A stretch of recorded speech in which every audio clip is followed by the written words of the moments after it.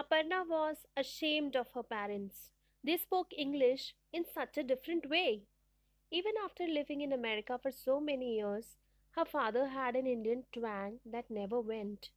Her mother always wore saris and a nose ring. Why can't you wear jeans? She asked of her mother. Mohan's mother wears jeans and her hair is cut stylishly. You don't fit in with your long plait and bindi. Her mother had smiled gently at her. It is so difficult to change if you don't want to.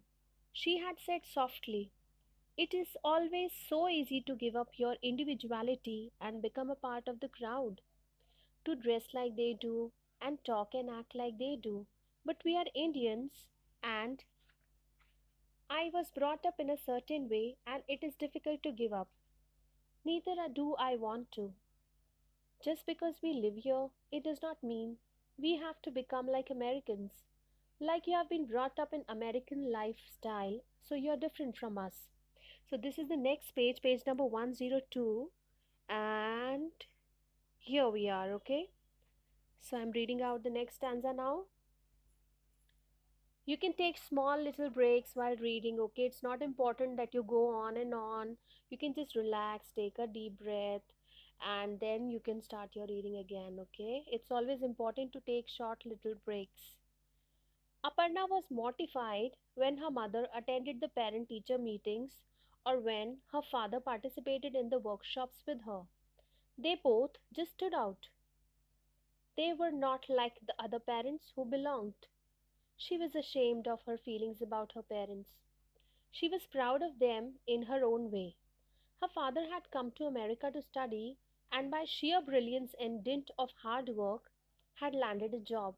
He had sent money back home to help his family, not allowing himself the luxury of visits. He had gone only once to marry, and after that, they had scrimped and saved to provide for their only child, Aparna. They gave her all the luxuries they never had. The trip to India had materialized after a long time, and Aparna had been mortified as well as excited. She had been hugged and kissed and exclaimed over. But what had amazed her was that she felt that everything was so familiar. Okay, I'll just put you this picture. This is more clear, right? Okay, so here we go again. She was not very fluent in her mother tongue, but could understand it well. All the same, the way her parents jabbered in it amazed her. Aparna had been surprised to learn that her father could speak five other Indian languages and her mother three. I never knew there were so many Indian languages and that mummy and daddy knew so many, she thought.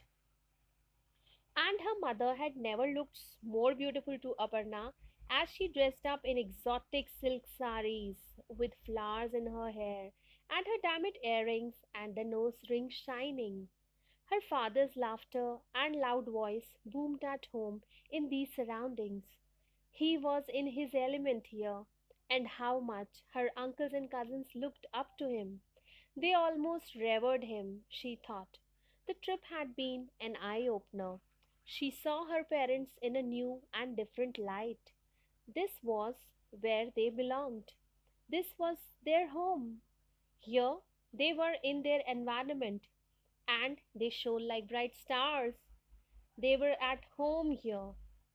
And then she understood how difficult it must have been for them to adjust and settle down in America, especially when. So we come to the next page, and here is the next page. So I'll just repeat the previous line.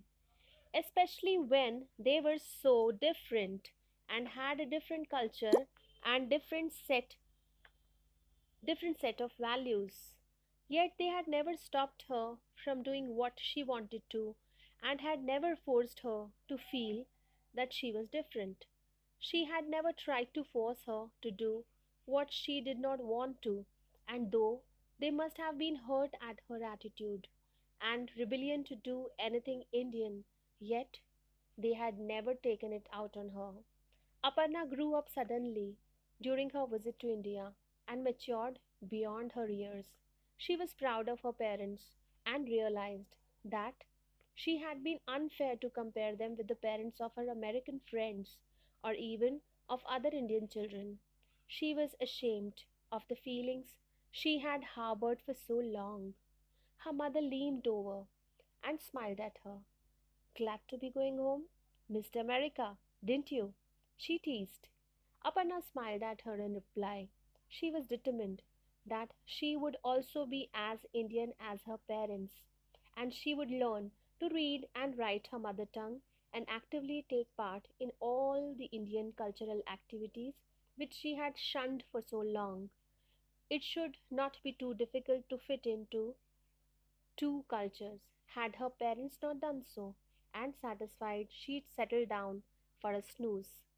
So, this is all about today's reading session. We are going to do it often, quite often. If you want me to, just put it in the comment section. If you want me to do a reading of any chapter for you, any poem for you, just let me know the chapter number, the book number, I mean, the book publication. Give me all the details of what exactly you want from me, and I'll try to do it as soon as possible.